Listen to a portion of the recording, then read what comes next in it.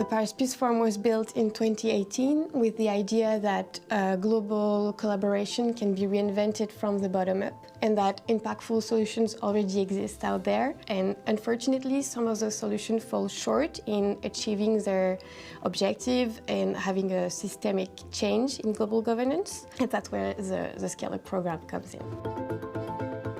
Every year, we have a call for solutions from which 60 projects are showcased at our annual event at the Paris Peace Forum.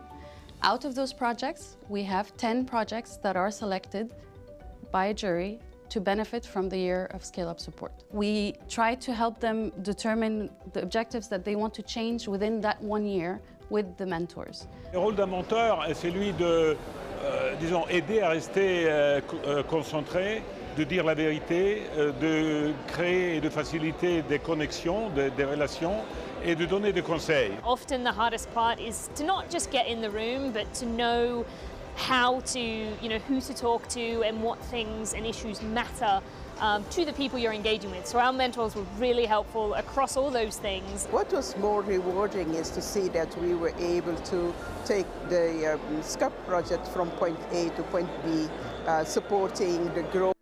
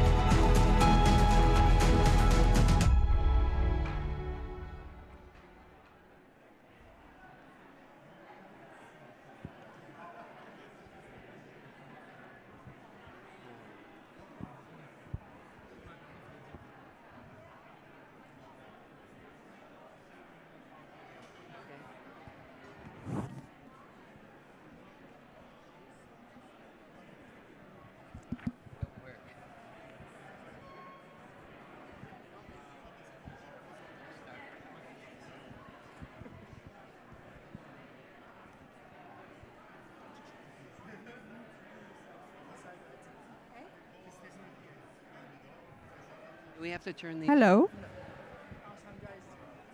I'm hearing someone else speak. Because you changed the channel. No problem. Okay, sorry. It's channel 6. Okay. We can hear you. Yep.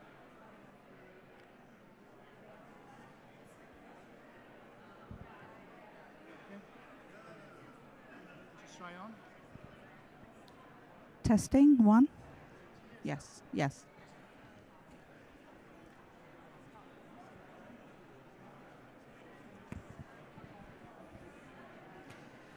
Good morning, ladies and gentlemen. Welcome to our session on responsible mining.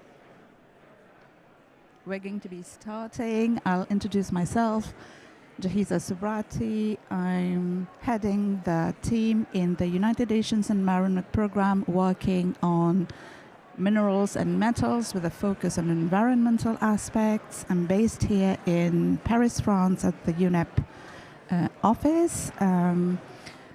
I'm very pleased to be moderating this session today, and I'm going to be introducing our esteemed speakers to the audience.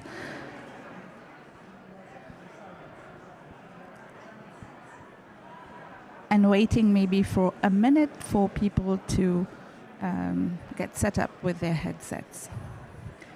So, good morning, Rob.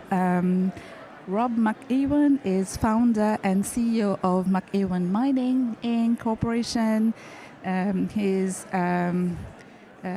company operates mine in Nevada, Ontario, and Argentina, and he holds a significant stake in Los Azules copper project.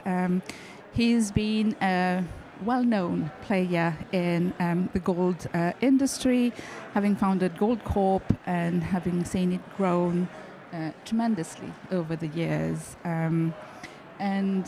Welcome, Rob. Thank you very much. Today, it's a pleasure to have you. Our other speaker is Amar Joon, founder and director of the Institute for Environmental and Public Affairs a non-profit environmental research organization committed to promoting transparency around pollution issues in China. Welcome, Mr. Jun. Thank you. Our third speaker is Sheila Kama, non-executive director and founding director of SK Consulting. She has a vast experience in mineral oil and gas as a policy advisor, and she has experience working at country level with mining industry, including in Saudi Arabia, Jordan. She's been, in her career working in Botswana with De Beers, with the World Bank, with African Development Bank, and is a very well-renowned expert in her field. Welcome, Sheila, to our panel today. And our fourth speaker is Sam Dick, co-director of campaigns at Global Witness. Global Witness oversees the work on transition minerals, on digital threats to democracy, data investigations, land and environmental defenders, and the work preparing for the climate COP 30. He is very experienced in campaigning, lobbying, and policy advocacy. Very welcome to you this morning, Sam. Thank you. So, welcome to you for your interest in this topic this morning. I'll start by asking each of our panelists today to say very few words to share with us how they and the organization that they represent today is actually, or has been over the years, working to promote more responsible mining. And so that, as societies, as economies, they are contributing to making the sector better for the future of all of us. I'll start with you, Rob, and we, to have an initial, frame setting of your personal perspective on this. Thank you very much. Mining has a bad reputation generally, and we've set off to change that perception in a new copper mine we're going to be building in Argentina. 2 years ago, I brought in an architect who's considered the Steve Jobs of the green living building space, and asked him to help us transform and redefine mining to alter the perception that it's just going to destroy the environment. So we have a mine that we're designing that will be powered by 100% renewable energy. It'll use a quarter of the water of a comparable mine of comparable size. It'll start off in the lowest decile for carbon emissions, be carbon neutral by 2038. And what you want to do, in my mind, is create a jewel on the landscape that both the community, the government, and the country look at it and say, we're proud of it. So it's looking to treat the workers very different and be much more sensitive to the environment. Thank you very much, Rob. Mr. Jun, you come from a think tank, more or less. And over the years, your organization has been working very precisely, very focusedly on issues related to innovation, issues related to human rights, but also how technology has the potential of making things better. Could you tell us a bit more about that, please? Thank you very much. And I come from an environmental think tank based in Beijing, China, and we pay attention to this issue because this issue is critically important, both globally and also to China. COP28, the agreement have been reached to triple the renewable capacity globally, and obviously China's making our efforts on the deployment side our target set for 2030 has just been achieved by the end of June this year. 1,200 gigawatts of wind and solar put together, and on the e-vehicle side, our original target was 20% by 2025, and now it's already, last month it's reached 50%. Every 2 cars sold. So with that, there's such a kind of demand for transition mineral, and also, not only that, China's also manufacturing to supply the demand for many parts of the world. Nearly 80% of the solar panel, half of the wind turbine, and all these batteries, and so I think as Rob pointed out, this industry, the mining industry, is by nature quite a difficult one, and we need the mineral, but in the meantime, the impact on the environment, on the communities must be managed. So we happen to have some experience in that, setting established 18 years ago. At that time, we are exposed to, we suffered from extremely severe air and water and soil pollution, which exposed hundreds of millions to health hazards. And so we as an organization decided that we can use technology, to try to track the performance, monitor and track the performance, and make the information totally accessible.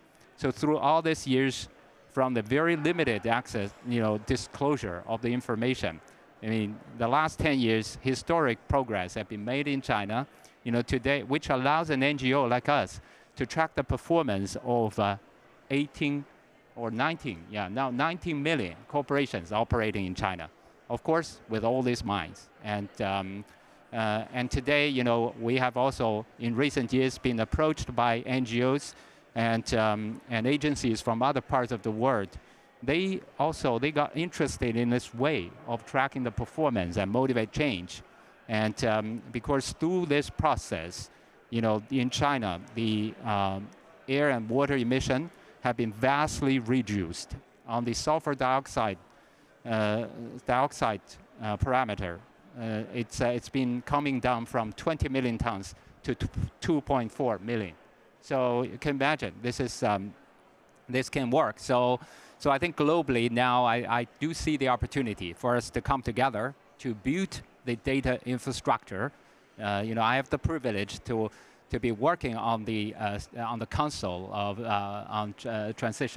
responsible transition mineral. So we're reviewing how to try to expand this more globally, and so that to facilitate a multi-stakeholder governance on this critical issue. Thank you. Thank you so much, Mr. Ma. And it's really interesting to see how by working together it makes us stronger with partnerships, bringing the various stakeholders together, but also leveraging the power of technology, of digital transformations to help with transparency, but also enhanced accountability among the various players. Sheila, I'm going to be coming to you now. You have vast experience in this field, working with many, many players and actors. You've served on sustainability panels for multiple major companies. Over the years, what have you found to be the most effective ways for mining companies to balance the demands of sustainable development with economic and operational realities of the industry? Thank you very much. Yes, it's true that I worked for many companies. I won't be specific to the company. I think it's better to speak generically about the industry. The one thing that I think separates effective companies from those that are ineffective in addressing this dilemma is that the companies think in terms of standards globally, but in terms of execution, they think locally, which is to say that they engage first the governments, understand the national aspirations, But then they also work with NGOs, workers' organizations, and academia to create a groundswell of partnership on the ground. I find that this works very well because the truth is, true as mining is a problem. Mining is not, the mining industry is not the custodian of mining.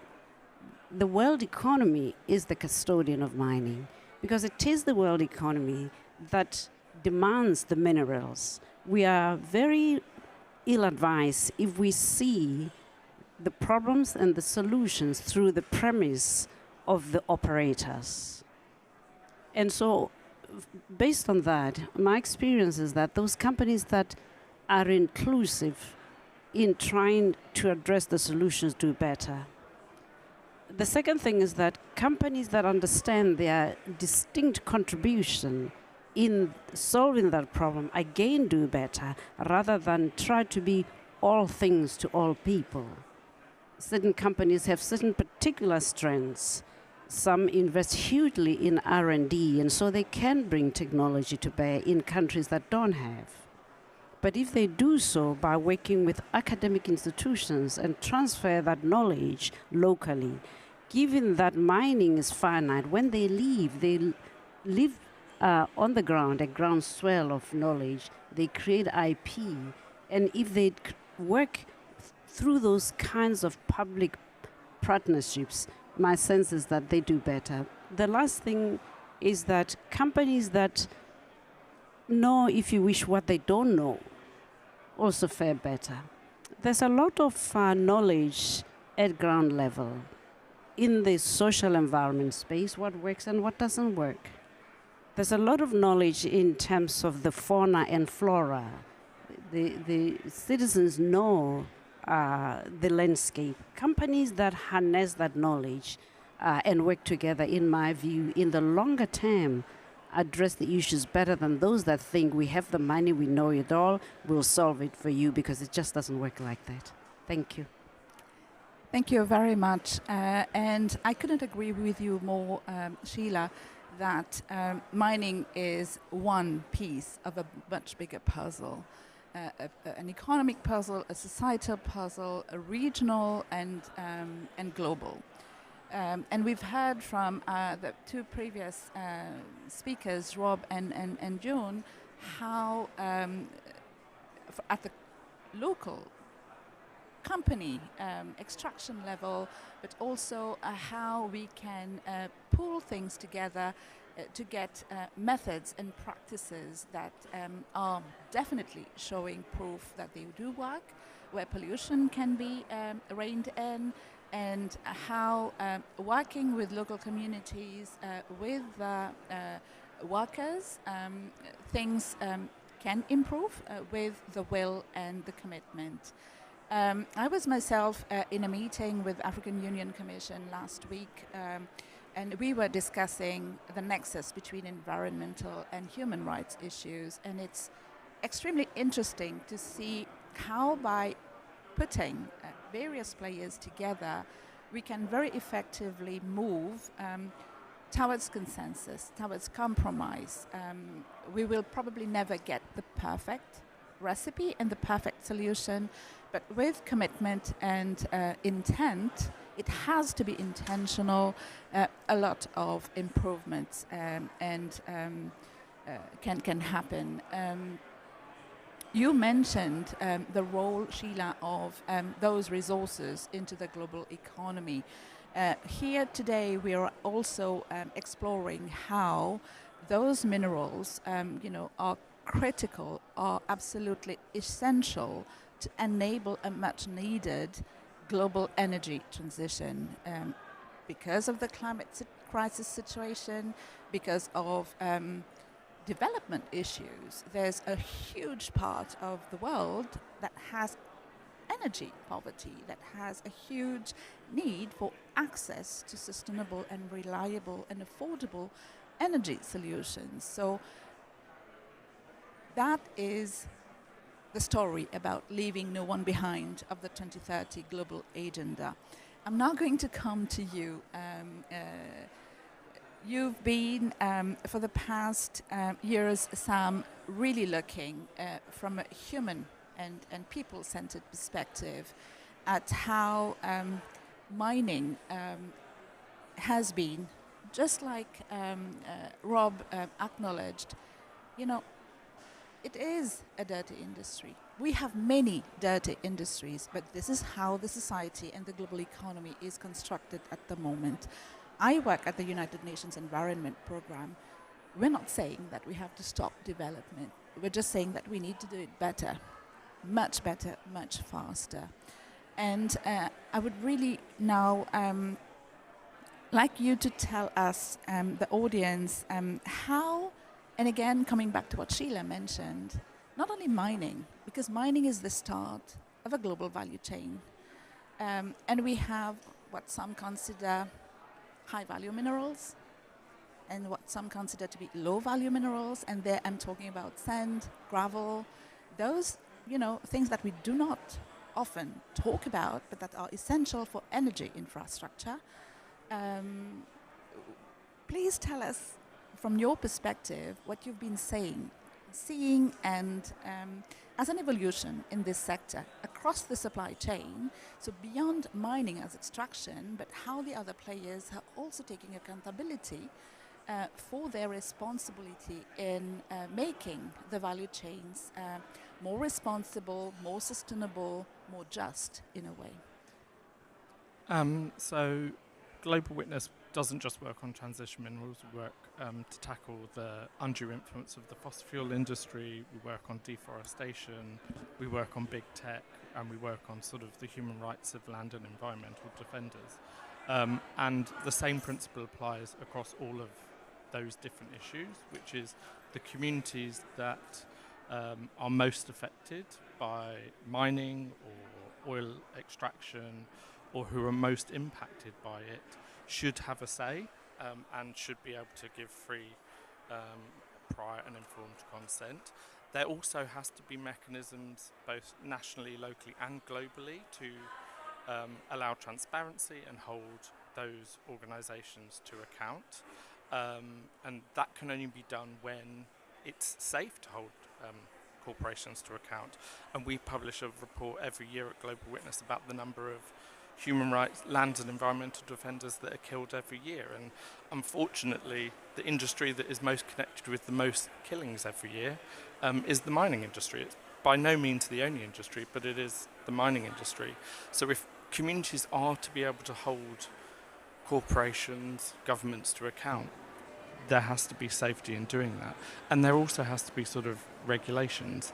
We've got the CSDDD regulations in the EU, and those provide a real framework for not-for-profits, communities, not just in the EU but around the world, to understand what organisations are doing and hold them accountable. And we have a responsibility too. You know, our methodology of work is to sort of find the facts, expose the story and change the system. And only last week we sort of published a report that investigated how connected mining of copper, cobalt, nickel and lithium is to conflict. And it shows that, you know, there is a connection between the mining of transition minerals and conflict, which is at risk of only getting worse as production ramps up going forward. Thank you very much, Sam. And maybe follow-up question to you. What role do you see for the other players of the supply chains in helping and ensuring that sourcing is done more responsibly?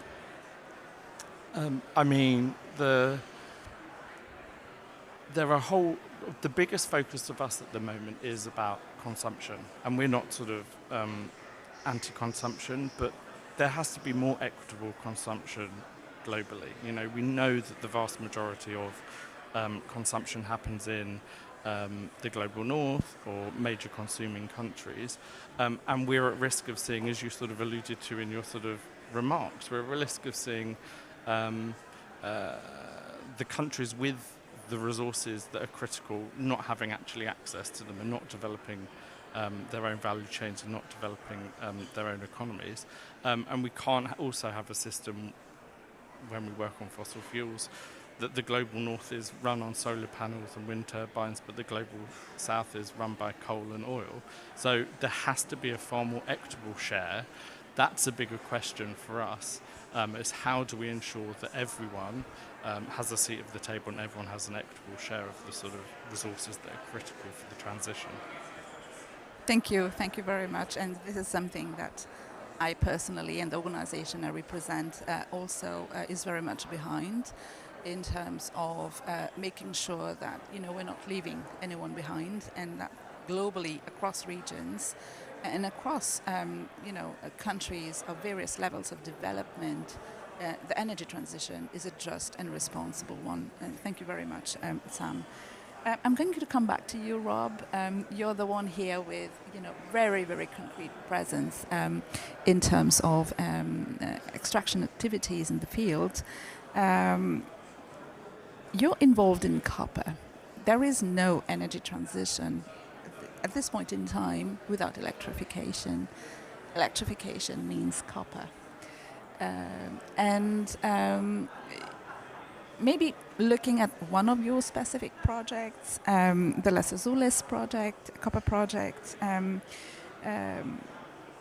really interested if you could share with our audience today how you've been using new technologies, new approaches, digital approaches, innovation to help increase sustainability practices for your operations, how technology has helped with identifying challenges, gaps, shortcomings, and help to address those to, on the one hand, reduce pollution, enhance environmental considerations, while taking care of human rights and social issues.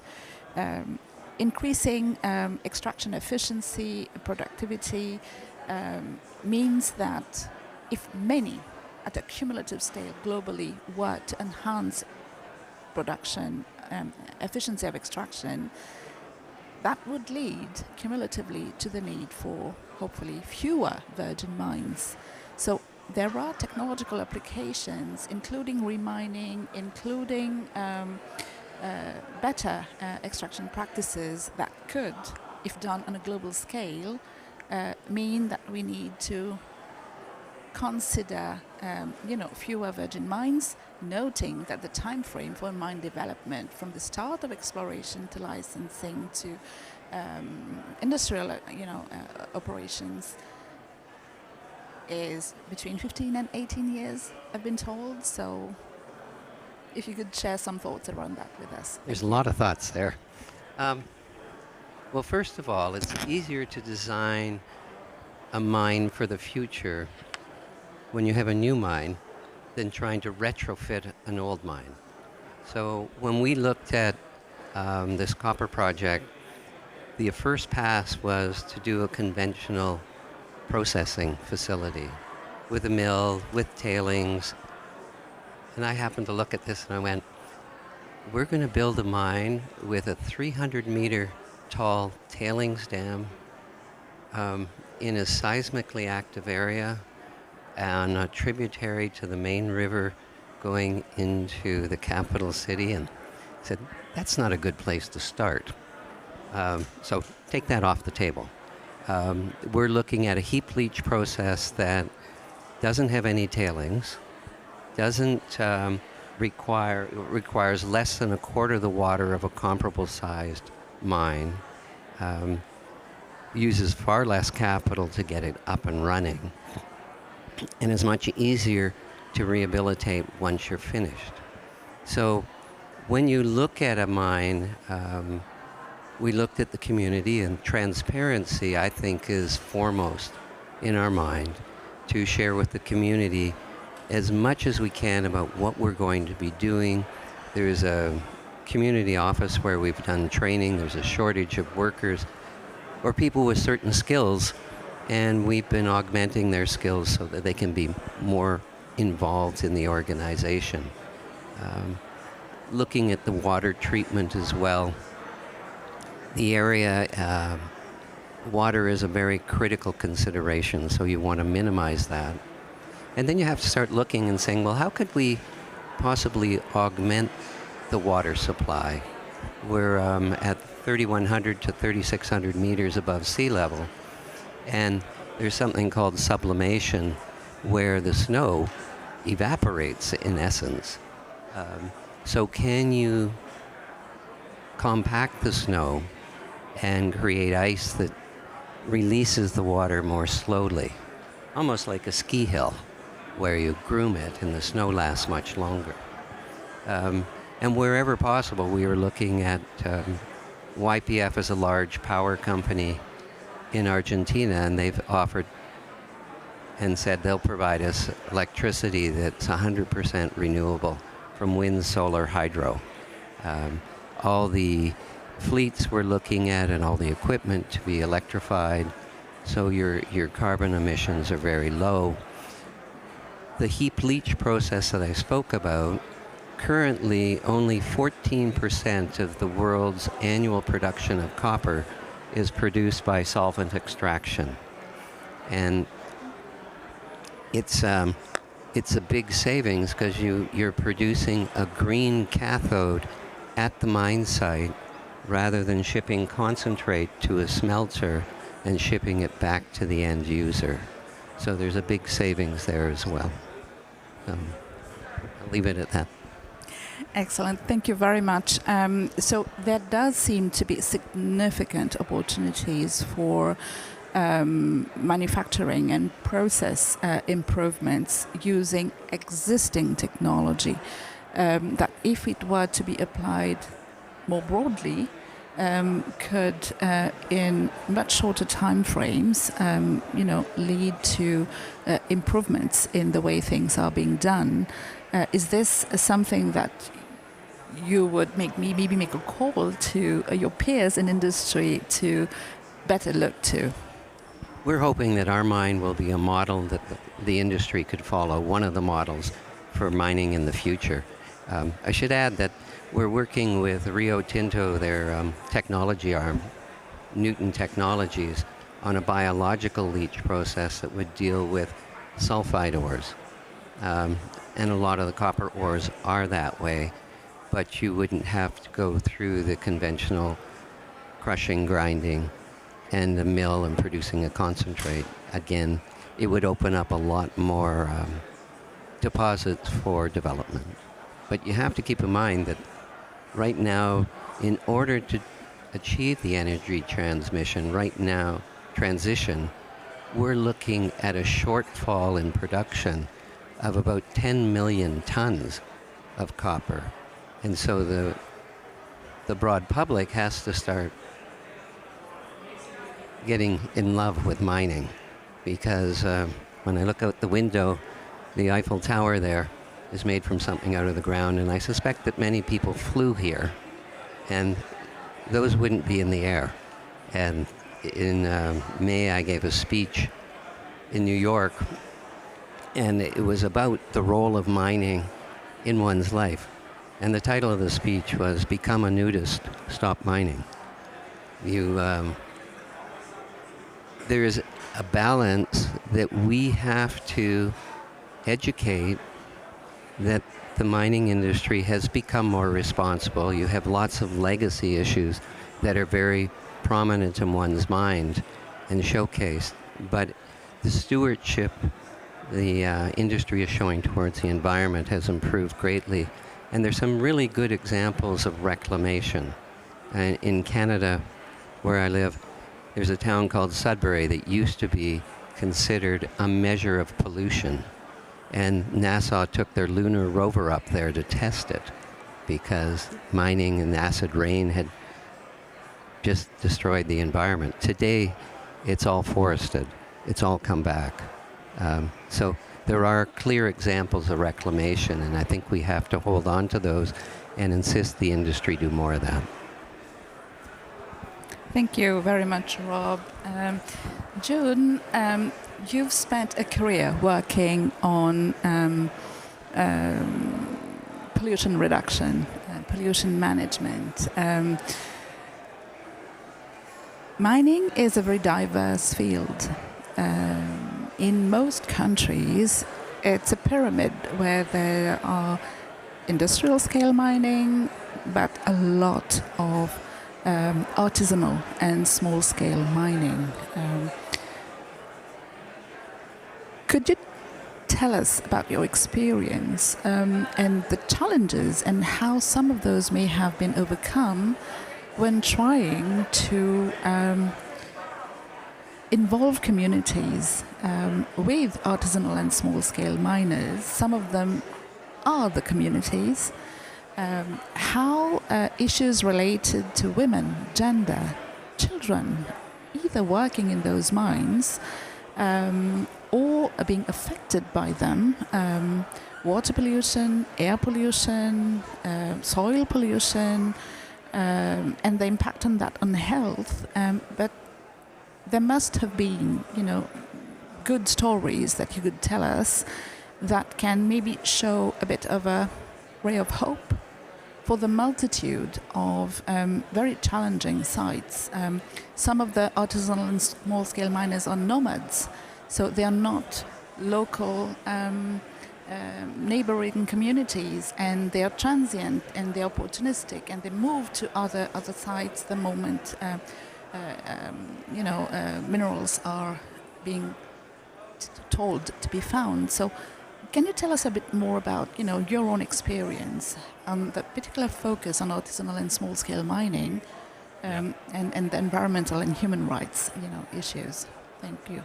Thank you, Jahiza. And, Rob calls for us to love mining, but, we all in some way, exposed to the mining industry, but at least up to now, most of the mining process still have rather big impact, I have to say, on the ecosystem, on the communities. And yes, we all, as Rob mentioned, we all enjoy the product of the mining products, directly or indirectly. But you don't want to be the neighborhood who kind of suddenly, you got some mining, mineral resources found there, and then suddenly this huge excavation started. I mean, that's in most cases, if you care, if you know the impact on health, on your quality of life, so far you still don't quite want that. So that's why Rob's experience, efforts to try to build this new way of mining, it's just so important. I mean, I got direct contact, with the numerous times, with communities and those who suffer from that, and their voices got drawn. And in the West countries, I have to say, regulatory, Sam mentioned about regulation is very important, yes. But in the developing world, in the global South, to have the regulation, to have the laws is not enough. Because you have that, in the West, you go to the court to drive that, drive enforcement. But in in our part of the world, when we got started 30, 20 years, even 20 years ago, it was not like that. You have laws and regulations on paper, but they were not properly enforced. And the companies would rather pay a small sum of fine. The cost of violation is so much lower than the cost of compliance. So everyone's driving, racing down to the bottom. How to change that? Of course, you would say that, okay, let's set up the whole good governance structure, but it won't happen day one, immediately. So it's very, very important to create accountability, to hold those who have the power, to have the resource, who are most benefited through this mining process, accountable for that. I mean, the big multinational business. Of course, started from the Western countries and now many Chinese companies as well. We need to create that accountability. In China, when we try to, everyone knows we are factory of the world. But when we engage with those companies, they say in China, we don't know. We did not know who are polluting and who are not. So we can only buy from the cheapest. But then I told them, I have a database, I have a map which showcase millions of violation records. If you're interested, you can identify some of the known problems. And through all these years, one by one, they started to incorporate the use of all this information into their sourcing standards, motivating tens of thousands of major emitters to openly address their problems. And 10 years ago, we started getting advocate the government to disclose real-time the online monitoring data, meaning every hour on the air emission, every 2 hours on the water emission. The companies need to report that. Of course, supply chain, the global brands can tap into this instead of just checking all the time, doing the on-site audit. On our map, those who are not in compliance will turn from color green to color red. So the companies will link that to their sourcing. And the communities will have the chance to file the so-called micro-reporting. And so far, have motivated the companies to respond 300,000 times, about their violations for the first time. So this is the way. I trust that, globally, there's also a need to do that. On the mining, particularly, it's more. There's a more possibility on that. So in response to the demand from a group of NGOs from Africa, we launched work together with them, try to launch the transition mineral map. And thousands of mine sites and potential endowments have already put on the map. So using the satellite imaging, we can see a lot of problems already, even without landing on that site. You can zoom into that. So let's start it from there. I hope that Sheila and I, we work on we stay on the council responsible for responsible source transition mineral. We hope that we can work together to set up standards and particularly reporting standards, site-specific reporting standards. I think there's a very good chance to bring this together. Thank you. Thank you very much, Joan, for those insights. Coming back to you, Sheila, you have worked with companies, but mostly with industry, on a number of issues related to compliance to industry standards. Would you pick one or two best practice to share with us in terms of industry compliance? And has there been any technological dimension that industries have privileged or has helped industry make things better? For instance, I'm thinking of the UN guidelines on business and human rights. When applied to the mining sector, where are we and where are we going? Yes, thank you very much. I think I'll take the latter part of your question because the compliance issue is very location specific. It's a function of what the laws are. It's a function of what the specific industry. We speak here of mining. In truth, mining is not an industry. Mining is a term. The industry is the diamond industry, is the copper industry, it's the aluminium industry, bauxite, etc. And I'd have to be very specific, and that's no use to everyone here. So the technology, so I think at the risk of stating the obvious, let's just be clear. If you think of our evolution, as a species, we have progressively evolved to be more driven by technology, from steam, if you think about it, to manufacturing, to where we are now, internet, and now increasingly artificial intelligence. So I think we can make peace with the fact that we are a technological species, and that's how it's going to be. And mining understands this. Mining looks at it from two perspectives. One, the potential for technology to render a company competitive. Secondly, to use technology to solve problems operationally. And in that sense, the two examples that I can give of how mining has added to a better environment speak to what Sam's reference, which is safety. A huge part of why mines are not safe is the rock being unstable and often collapsing on people or tailings dumps for that matter. For 25 years now, instead of operators waiting for the rock to collapse, technology exists in which, using seismic data, you can scan the rock continuously for 24 hours and be very precise to the second on when that rock is going to collapse. But not only that, then use technology to wire well in advance using cell phone technology and say, look, that rock is moving. Day 1. 2, it's moved again. Day 3, we think it's going to collapse, and we think it's going to collapse in 6 hours. Move men and equipment and women out of the way.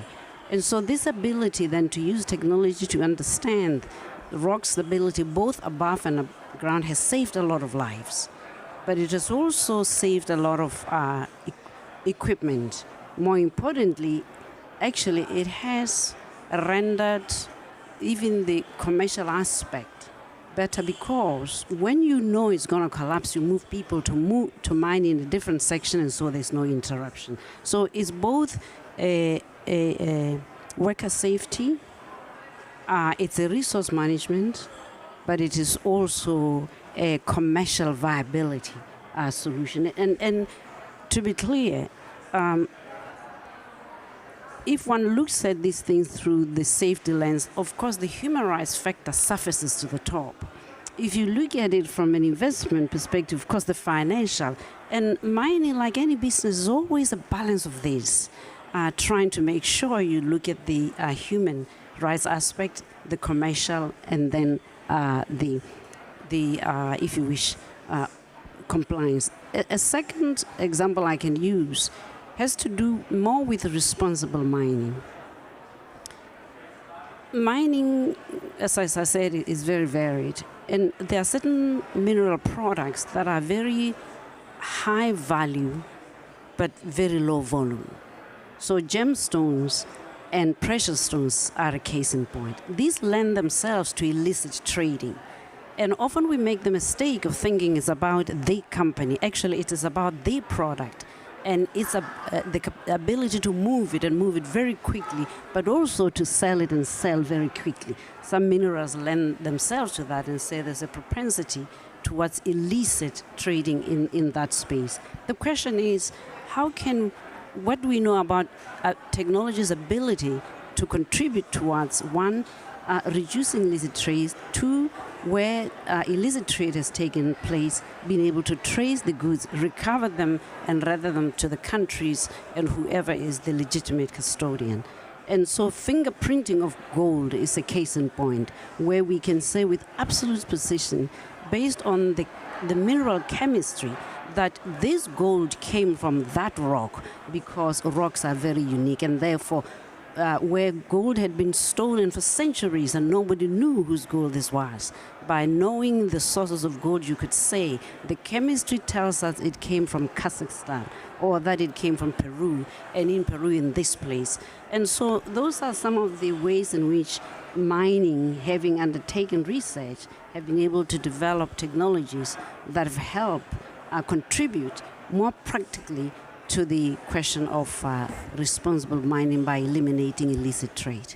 Thank you very much. Thank you. Thank you so much, Sheila. This is absolutely fascinating, very, very concrete example of how using technological applications we can ensure accountability and responsibility across the supply chain and for consumers as well.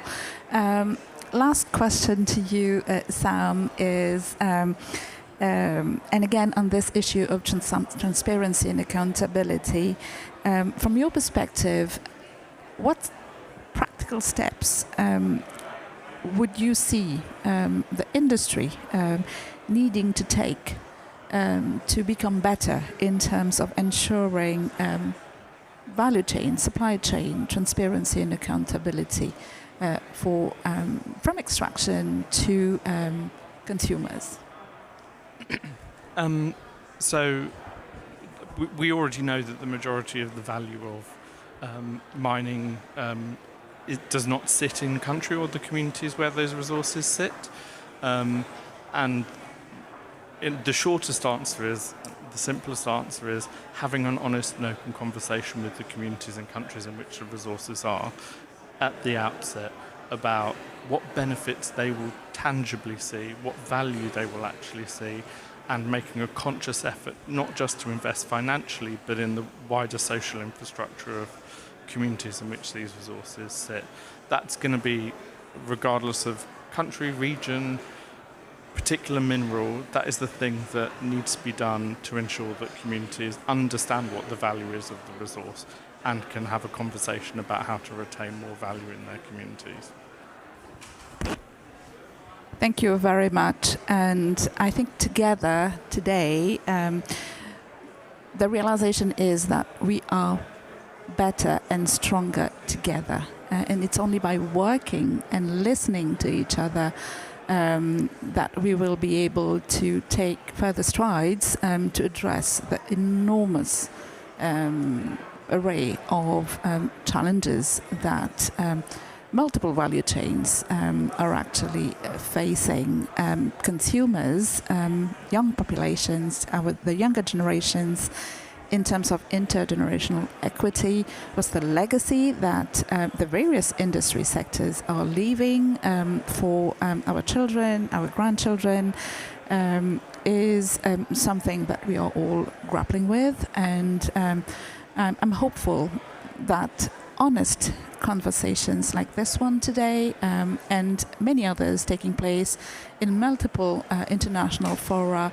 The Paris Peace Forum is one beautiful example. We have the various COPs. We have multiple instances and platforms where such conversations are happening.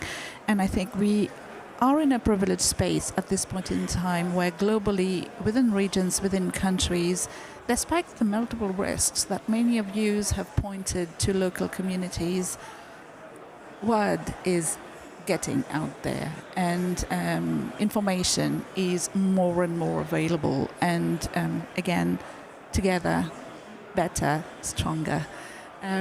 Let me thank you all for your participation today and thank the audience for having stayed with us till the end. Can I ask all of you a clap and vote of thanks for our speakers today?